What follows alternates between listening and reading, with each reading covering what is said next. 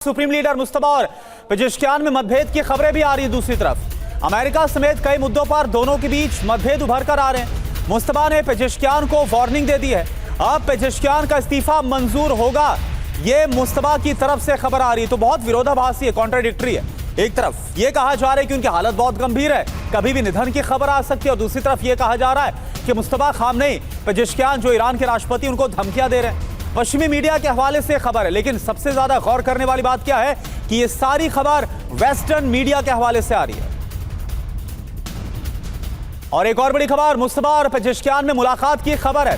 Car में दोनों के बीच मुलाकात की खबर है। हालांकि आपको बता दें, ये मुलाकात अभी की नहीं है, कब की ये आपको पता चलने वाला है।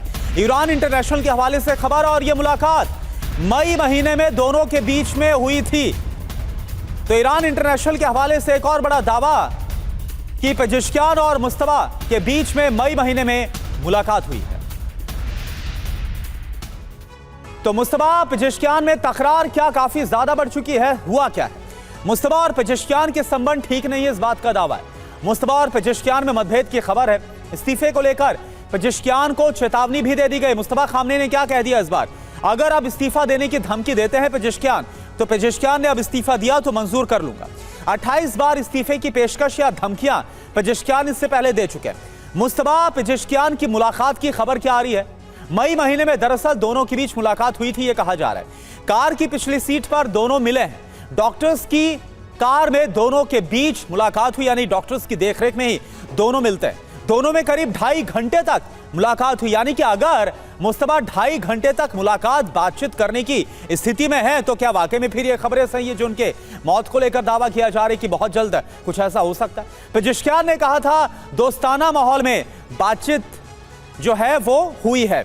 तो यहां पर भी एक बड़ी विरोधाभासी बातें हैं जो ईरान इंटरनेशनल के हवाले से आ रही है।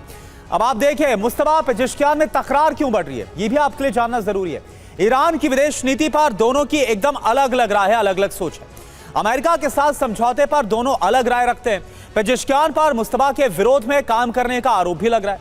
पेजेश्कियान के IRGC सरकार से कई मुद्दों पर सोच बिल्कुल भिन्न है, बिल्कुल अलग है। पेजेश्कियान का रुख व्यवहारिक माना जाता है, यानी ज्यादा प्रैक्टिकल उनका अप्रोच माना जा रहा है।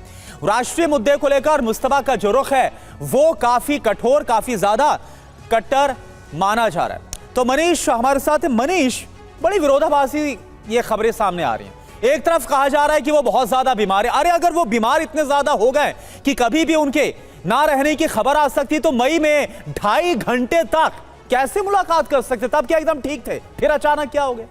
नहीं, देखिए, राष्ट्रपति पेजेश्कियान ने मई में ये बात कही थी, और लगातार TV9 पर हम दर्शकों से ये कहते हैं कि 6 महीने के दरमियान केवल एक व्यक्ति, वो भी ईरान के राष्ट्रपति है, जिन्होंने ये दावा किया कि मेरी मुस्तफा से 2.5 घंटे की मीटिंग हुई है। अब सही या झूठ वो। दूसरी बात, मुझे ऐसा लगता है कि मुस्तफा के नाम पर शासन चल रहा है। मुस्तफा की स्थिति ठीक नहीं है। जो अगर 6 महीने के एक एक डेवलपमेंट को जोड़कर मैं कहूं, तो मुझे ऐसा लगता है कि मुस्तफा होश में नहीं है, या उनकी स्थिति इतनी खराब है कि वो किसी से बात भी नहीं कर सकते, उनकी एक फोटो भी नहीं रिलीज की जा सकती।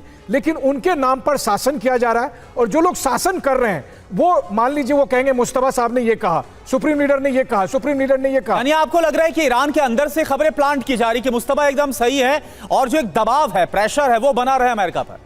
बिल्कुल। देखिए, मुस्तफा के नाम पर कुछ लोग, जो IRGC कमांडर या जो दूसरे और लोग हैं मुस्तफा के सलाहकार, वो मुस्तफा के नाम पर मतलब खड़ाऊ वाला शासन कर रहे हैं। वो पर्ची दे रहे हैं कि साहब ने ये कहा, साहब ने ये कहा, और राष्ट्रपति को कह रहे हैं कि आप ऐसे में फॉलो करो।